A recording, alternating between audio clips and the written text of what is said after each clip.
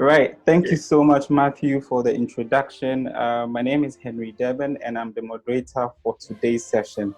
Before I go straight into it, I have a few words for all of us. And it's important that we know much about continents and what we are fighting for. Let us all unite and toil together to give the best we have to Africa, the cradle of mankind and the fount of culture, our pride and hope at break of dawn. O sons and daughters of Africa, flesh of the sun and flesh of the sky, let us make Africa the tree of life. These are not my words, these are from the African Union anthem. Because today we are going to go into a policy of the African Union, which is the Agenda 2063.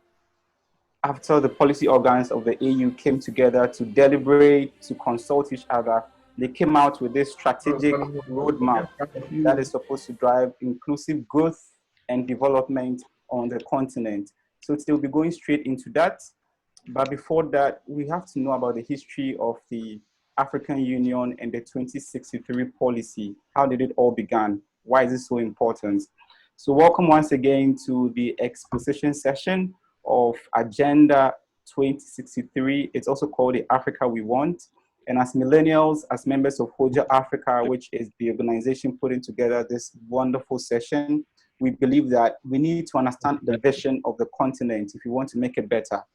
And for the vision of the continent to be fully realized, it's really dependent on its youth, which forms the vast majority of the population. So today, a very wonderful guest, an international trade expert, will be speaking to us on Agenda 2063, the relevance of it. What does it mean for us as young people on the continent when it comes to this policy? Is there a program for us? How can we harness our power to ensure that we achieve that collective vision? And also there's a free trade agreement for Africa. What does it mean actually? How can we play a part in it? Because to really achieve a united and prosperous Africa, we need to play a part. It depends on the people understanding that vision, its target, its goals, and bringing it to life. So that is much of what we're going into. And I should remind you that this is brought to you by Hojja Africa. This is a movement of young people who are trying to change the continent when it comes to travel, when it comes to a prosperous Africa, understanding which initiatives we can put in place to understand our continent and work together for its prosperity. But before we get to our very special resource person, I would invite Ninote and Matthew to take us through the history of Agenda 2063. How did it begin? Who are those who put it together? And why is it important for us today? Thank you so much. So now let's welcome Matthew and Ninote to take us through this. Hello, Africa. Hello, Jambo, Hello. Mambo. Hello. I say Karibu and Makwaba. Hello. Hello. Fantastic. Hello. Fantastic. I can see you all. I am super excited this afternoon that Africa is gathered here. And this afternoon, we have a very special agenda that is to understand the vision the founding fathers had in 1963. And thankfully, the present leadership of the continent are still working towards achieving those vision or making it a reality. But prior to that, there's a lot of history that surrounds this Agenda 2063. And so within the next few minutes, I would quickly touch on some of the historical events that happened that led to the Agenda 2063. So quickly, I'll take you to the history of the AU Agenda 2063. But before I do that, for the new people who just joined us, this is Hojja Africa, and we are on a mission to bridge the knowledge, the culture, and the networking gap amongst the next generation of Africans. And we seek to do this through travel and through initiatives like the Virtual Volunteerism platform. Prior to us launching the online virtual volunteerism, we had a vision to understand what are the things that hinder or facilitate movements on the continent. It is one of the key pillars on which this Virtual Volunteerism Project is built. And so this week we launched the Hojja Intra-African Movement Survey. And to us, this survey is very important because Africa is heading towards a place where it wants to become borderless. And if Africa is supposed to be borderless, there are some things that needs to be in place. And so it is up to organizations like us to look at those issues and see how possible we can work around them to present a solution that meets the demands or the expectations of people. So we launched it this Monday, and we had quite an overwhelming number. May I remind you that with this virtual volunteerism project that we are doing, we have over 80 virtual volunteers on the platform that are spread across 10 African countries. And so we are expecting that this survey goes across the continent, even with those who are not represented on the virtual volunteerism platform. But why the Agenda 2063? I believe it's one of the things some of you may be asking. What influenced this session is because we realize that most people don't know about Africa. Now, if you look at my screen, there's a data we just got out of the survey. Currently, we have about 600 to 700 response. And you can see that the age range is targeted towards the youth. So between 18 and 25 are the majority, and 26 to 35 are the second on the list. Now, with this age range, when we ask them the simple question of, do you know AU Agenda 2063? About 65% of them were of the view that they didn't know anything about the AU Agenda 2063. Now, 16% of them were saying that they have like some fair idea. So they were not too sure whether they knew much or they didn't know. Then only 19% were saying that they have enough knowledge or they know about the AU Agenda 2063. So what that means is that we have about 70 to 80% of the population that's based on our survey who don't know anything or who don't know much about the AU Agenda 2063. So the question is, if we, the people the vision is for, don't even understand, how do we position ourselves? So this is what necessitated this webinar session. And we are hoping that through this webinar session and subsequent ones, we will be able to acquire much knowledge about the AU Agenda 2063 that would help us to be informed. Also, as youthful as we are, we need to get these kind of information to help us rethink and reposition ourselves. What do I mean by that? As youth, we have to have a broad perspective. We shouldn't always think about our individual countries. There are opportunities in other parts of Africa, and the earlier we start thinking continental, the better it is for us. And these help the future, our future plans. This helps the vision becomes a reality. Now, let's delve into the history of the AU Agenda 2063. It is believed that the AU Agenda 2063 started way back in 1958 when Ghana, Guinea, and Mali were the first nations or states in Africa to form a tripartite union of states. And so they did that with the goal of what? Working together, collaborating. Yellow, green, red, green, red, yellow, red. Yeah, and I am hearing someone say yellow, green, red. Yeah, you can tell with the colors. So you could tell that there was a certain kind of similarities with how things were being done. And this tripartite union was done between the president of Ghana, that's then president of Ghana, President Kwame Nkrumah, then the president of Guinea, which is Sekou Toure, and Modibo Keïta of Mali. And so this is what began the AU in itself. Now, fast forward 2020, we have the African Union. But before that, there wasn't an African Union, there was OAU. Before we had the African Union. So what is the OAU? The OAU is the Organization of African Unity.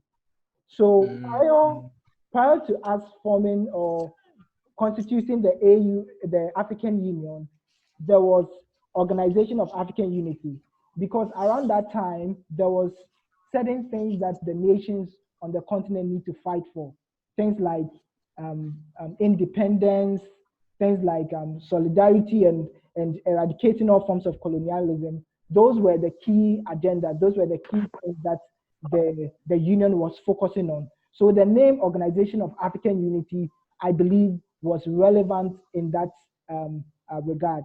So between the period of 1963 to 1999, we had what the Organization of African Unity.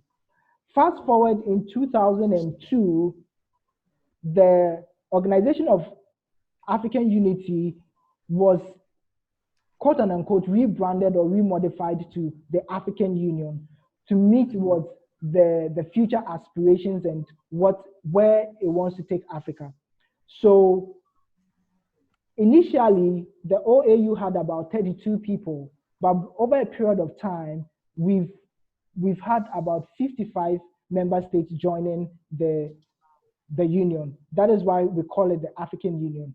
Now, when you look at the AU currently, they have one vision. They have a number of visions, but one really stands out. That's Agenda 2063. And if you permit me to read, it says an integrated and prosperous and peaceful Africa driven by its own citizens and representing a dynamic force in the global arena. So that is the vision driving the AU currently. And these are the kind of things that led to the birth of the AU Agenda 2063. Now, if you understand a bit of history, you can tell that the AU Agenda 2063 is not something new. The founding fathers of Africa had that vision, but due to a number of reasons and hindrances, those visions didn't become reality. But we are happy that in our generation, the leadership have made steps and built structures to ensure that this vision becomes a reality. And so the statement you see on your screen, Africa is you, should mean a lot to you. Most at times we are very quick to judge. We are very quick to say that Africa is not doing well and there's problems. But the question is, what are you doing? I have something that I say that it is not in anybody's place to change Africa. It is too big for you, but it is in your place to play your role. Everyone has a role to play. And so an organization that we work with called 1 Billion Africa has a nice way of putting it. They say there's 1 billion problems in Africa, but then that 1 billion problems can be 1 billion projects. It can also be 1 billion companies. So if you are smart enough as a youth, your role is to identify a problem and provide a solution. And that is your way of what? Helping achieve the African dream. So remember that Africa is you. We are Africa. So ladies and gentlemen, thank you very much. This is just a brief introduction of a brief introduction and a history to the African Union. Thank you. Over to you, Henry. Thank you very much, Richard Ninote. Thank you so much. Really grateful for giving us that opening statement, reminding us why the Agenda 2063 is in place. So now we'll have to go to our resource person. So we'll have to go straight to our resource person for today. Who is she? Really wonderful international trade expert to talk to us about Agenda 2063, and then we can come in with all our questions. Anything you want to know about the Africa's Free Trade Agreement, Agenda 2063, and your place or the youth's place in it, she's ready to answer them all. So, Miss Maame Darkowa Awinador-Kanyirige is currently the Director of Operations and Administrator at SACAM Savannah. She received her bachelor's degree in psychology from the University of Pune. She holds a postgraduate honors degree in international relations and politics, including an MPhil in International Law from University of Cape Town. Maame has previously worked with 2 UN organizations, which are the Global Center for the Responsibility to Protect and South-South News. Likewise, she worked as a country representative of Coderina, an NGO promoting STEM in Africa, and STEM in science, technology, engineering, and mathematics. Her areas of expertise are in industrial psychology, psychophysics, abnormal psychology, international relations, third world politics, international law, international trade law, international commercial transactions law, and the law of the seas. So many laws. So we're ready for her today. She has a passion for Africa and a desire to see people not only achieve, but also become the best they can in life. Please, let's all welcome Miss Maame Darkowa Awinador-Kanyirige. Thank you so much for joining us. It's a pleasure. And she will be speaking to us about Agenda 2063, purpose to understand it better, as I said earlier. So let's invite her for the exposition talk. Hi, Maame. Hi, Henry. How are you? Thank you. I'm fine. Thank you so much for taking time off. I hope I got all the pronunciations right. I was about to say, commend you. I'm like, hey, you tried for the first time. You did a good job.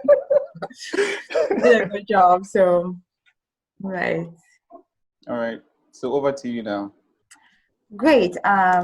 So yes, I think, well, as Henry mentioned, my name is Maame Darkowa, but then on my passport it's pretty much Darkowa Awinador-Kanyirige, but Maame is just, well, if you understand Ghanaian names, you can't just be called Maame. So Maame means mother, so yeah, you can easily call me that Maame Darkowa, Maame Awinador, or just Maame, whichever suits you.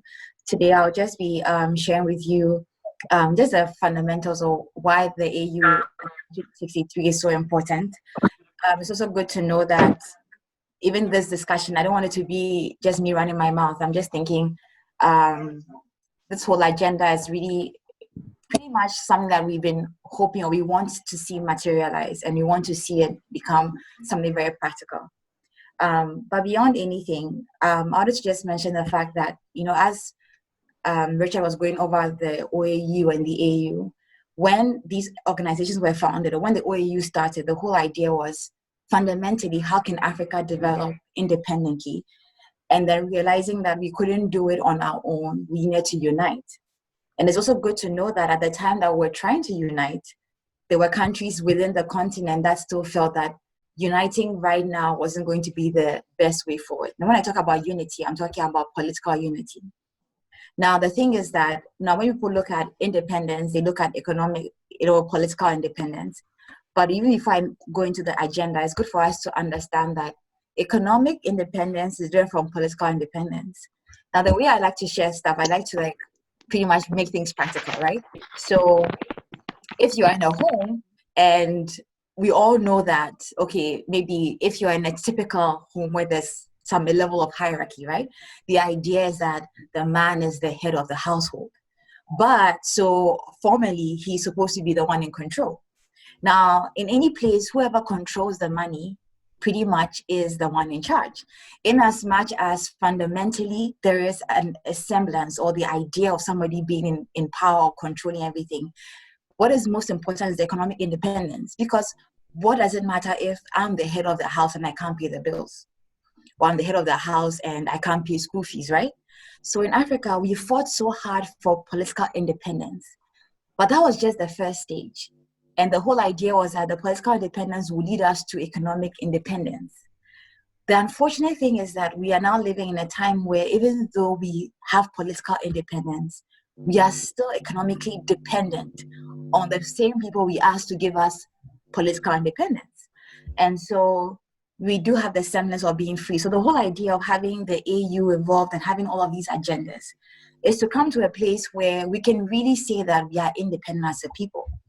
So now when you think about the fact that, let's just look into the whole, the agenda, right, and the foundation. So we'll say that the foundation was to really build an integrated, prosperous, and peaceful Africa, right, driven and managed by its own citizens. That's a part that jumps out to me. So the whole idea, if you look at the agenda, is the fact that even though prior to this agenda, there have been so many things, the African Woman Decade, so many agendas the AU has come up with. But then for the first time, they feel like this agenda is so different because you know what? It's no longer just government at the forefront or institutions, but the citizens are the ones supposed to drive this. They say that they came up with this agenda because of hearing what the citizens have been saying, what their concerns are, what their needs are. So now what is the purpose of this agenda? So then there are 4 main things. Number 1, attain a peaceful, integrated, and prosperous Africa, I mentioned earlier. Working with the Africans within Africa and then the diaspora. I think we all know the diaspora, so those who have left or even those who were not even born here or who left decades ago and born the 3rd generational, people will say they're 3rd generational American, 4th generational British, all of those things, right? So we're working with other Africans who've left. The second thing is to make use, mobilize, and utilize their abilities, the gifts. I try to form it paraphrasing myself, of the African people, using our culture, our history, natural resources, our geopolitical position, pretty much to promote fair, equal, and equitable growth. So now we're not only going to look at just looking at what are our gifts or our skills. We're going to look at our history, our culture, where we are positioned as a continent, right? So now the thing is, let's just think of, I mentioned earlier about working with the diaspora. That was the first purpose of the agenda. So we're not only working with those who are here, but those who have left. There's a thing about the fact that poverty causes something they call, when your mind just goes this thing, but there's a word, it's called brain something. Why can't I remember the word?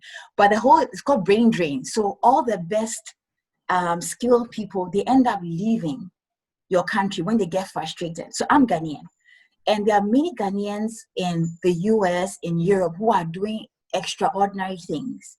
Yet they say that these same people, if they were living in Ghana, wouldn't have been able to do that. Why? Because the environment hasn't been made suitable enough for them to thrive, right? So when I mentioned the first thing about in the purpose of the agenda was working with the diaspora. So the whole point is that how do we work with those who already left, right?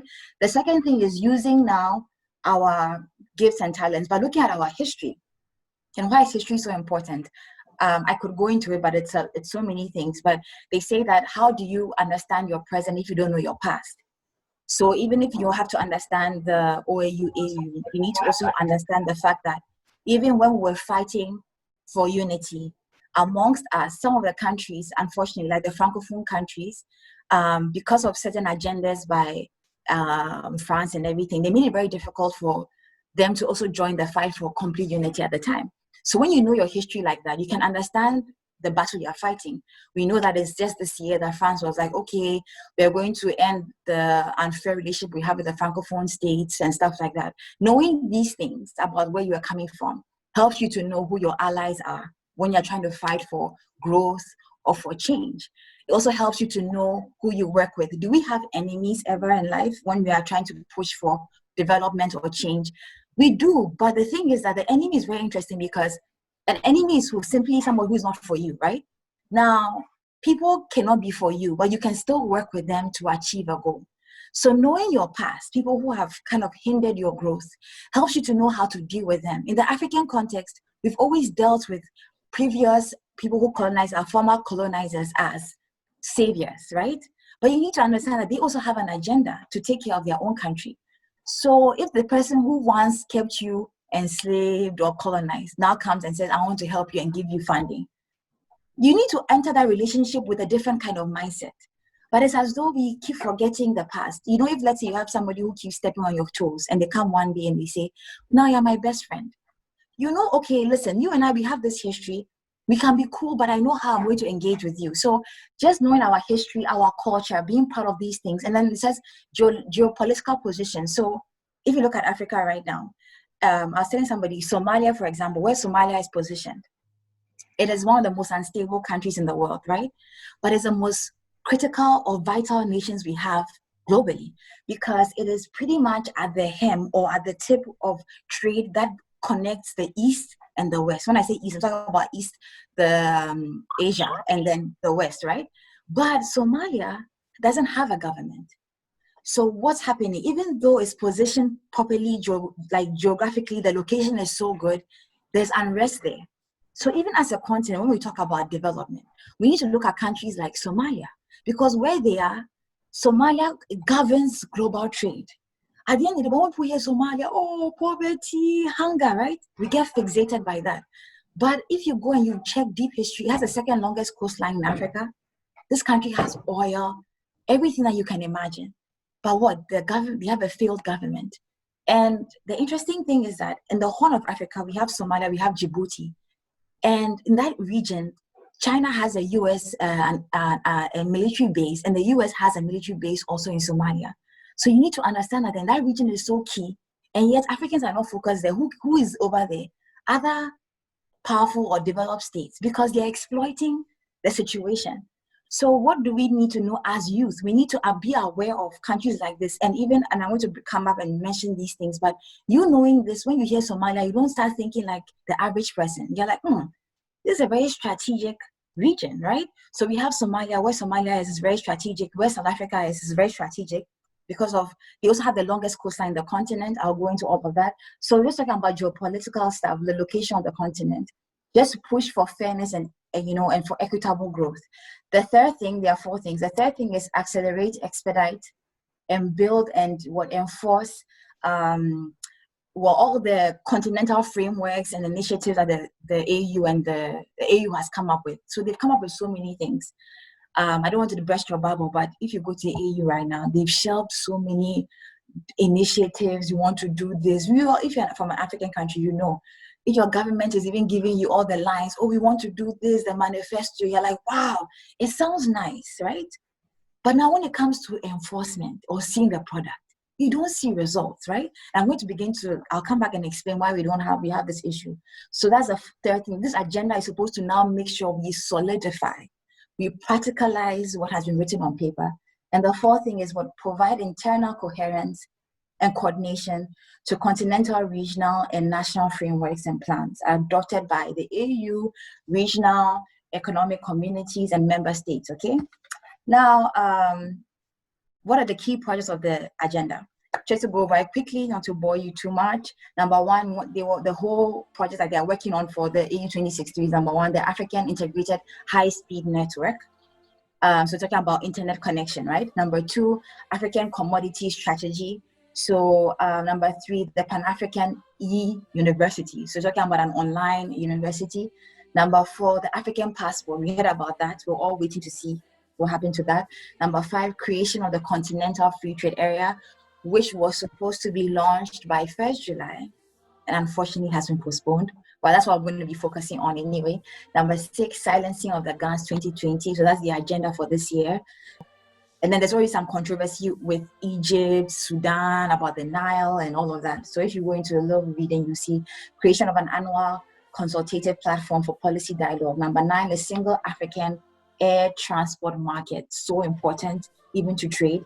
Number 10, outer space. So looking at going out of space. Number 11, the African Virtual University. So, and then number 12, the continental financial institutions. So for today, I'll be looking at the AFCFTA. Now, prior to the whole idea of people look at trade, what is trade? People will say,